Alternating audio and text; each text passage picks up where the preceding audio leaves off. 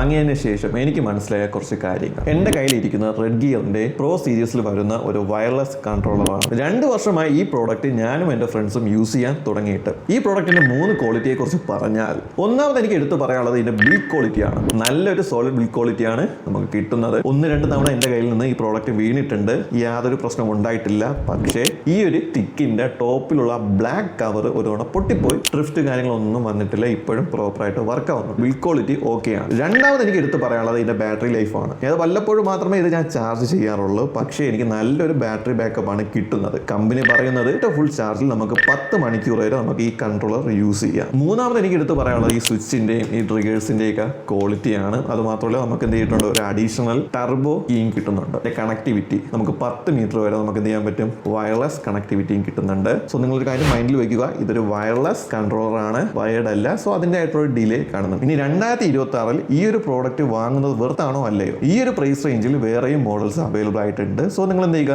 അതിന്റെ റിവ്യൂസും കാര്യങ്ങളും ചെക്ക്ഔട്ട് ചെയ്തിട്ട് തീരുമാനിക്കുക ഏത് വാങ്ങണമെന്ന്. പിന്നെ എടുത്ത് പറയാനുള്ള കാര്യം, ഇത് ടൈപ്പ് സി അല്ല, USB-A ആണ്. പിന്നെ എനിക്ക് ഇഷ്ടപ്പെടാത്ത ഒരു കാര്യം എന്ന് വെച്ച് കഴിഞ്ഞാൽ ഈ ഒരു ട്രിഗർ സ്വിച്ചും അതേപോലെ ഈ LB-RB സ്വിച്ചും കുറച്ചും കൂടി വലുതായിരുന്നെങ്കിൽ കുറച്ചും കൂടി കംഫർട്ടബിൾ ആണെന്ന് എനിക്ക് തോന്നിയിട്ടുണ്ട്. 2 വർഷമായി ഈ പ്രോഡക്റ്റ് യൂസ് ചെയ്യാൻ തുടങ്ങിയിട്ട് വൈബ്രേറ്ററിന്റെ പവറും ലേശം കുറഞ്ഞോ എന്നൊരു ഡൗട്ടും കൂടിയാണ്. എൻ്റെ അഭിപ്രായത്തിൽ നിങ്ങളൊരു PC ഗെയിമർ ആണെങ്കിൽ കുറച്ചും കൂടി പൈസ ഇൻവെസ്റ്റ് ചെയ്തിട്ട് നല്ലൊരു ഗെയിമിംഗ് കീബോർഡും മൗസും വാങ്ങുക. വീഡിയോ ഇഷ്ടപ്പെട്ടാൽ ലൈക്ക് ചെയ്യുക, സബ്സ്ക്രൈബ് ചെയ്യുക, ഇഷ്ടമുള്ള ഫ്രണ്ട്സിന് ഷെയറും ചെയ്യുക.